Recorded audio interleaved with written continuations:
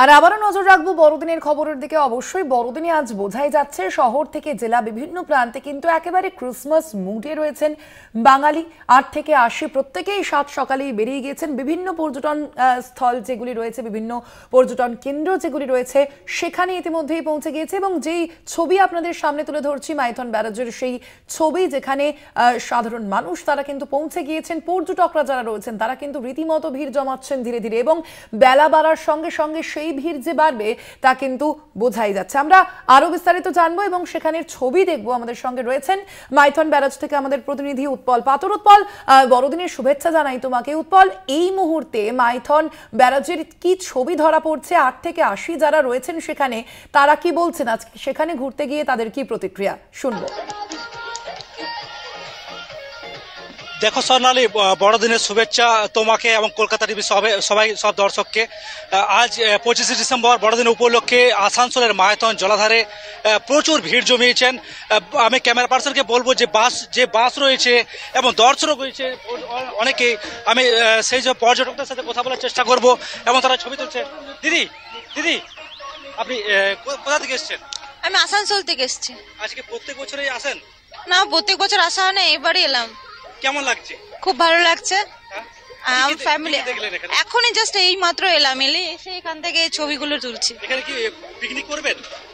Picnic আমাদের সেরকম planning নেই, তবে আমরা দেখছি এখানে কোথাও রেস্টুরেন্ট বা কিছু খাওয়া দাওয়ার ব্যবস্থা আছে কিনা। পিকনিক না, আমরা এমনি ঘুরতে এসেছি ফ্যামিলি। দেখো সোনালি, আমি এক মহিলার সাথে কথা বললাম, সে আসানসোল থেকে এসছে, সে ছোট বাচ্চা নিয়ে এসছে ঘুরতে।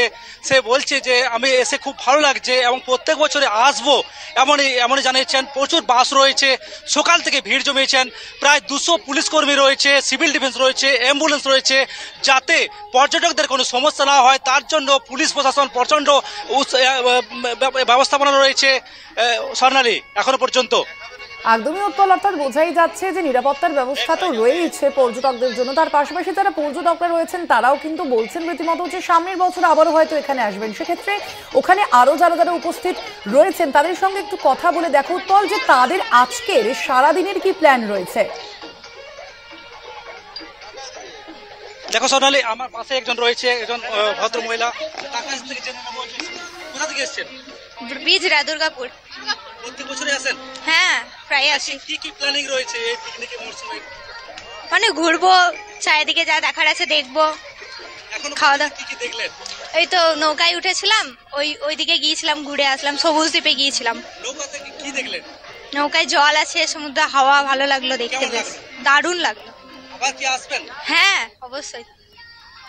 দেখো সোনালি, আমি এক ভদ্রমহিলার সাথে কথা বললাম, উনি বলছেন যে খুব ভালো লাগছে এসে, এবং যে নৌকাতে যথেষ্ট যে তারা সুরক্ষার ব্যবস্থা রয়েছে এবং পুলিশও রয়েছে। রাজ্য পুলিশের প্রায় 200 পুলিশ কর্মী রয়েছে। আসানসোল থেকে উচ্চপদস্থ আধিকারিকরা এসেছেন যাতে কোনো অপ্রীতিকর ঘটনা না ঘটে। এবং ডিজে মাইক, সব থেকে হলো যে ডিজে মাইক বন্ধ রয়েছে এই পর্যটন কেন্দ্রে। স্বর্ণালী, অর্থাৎ বোঝাই যাচ্ছে উৎপল যে একদিকে নিরাপত্তা ব্যবস্থাও রয়েছে, একই সঙ্গে কিন্তু মজাও কিন্তু এক মুহূর্তেও ছাড়তে চাইছেন না পর্যটকরা, এবং তারা সেখানে গিয়ে উপস্থিত হয়েছেন ইতিমধ্যেই। আপাতত ধন্যবাদ তোমায়। আমরা কথা বলছিলাম, ফোন লাইনে আমাদের সঙ্গে সরাসরি ছিলেন আমাদের প্রতিনিধি উৎপল পাতর।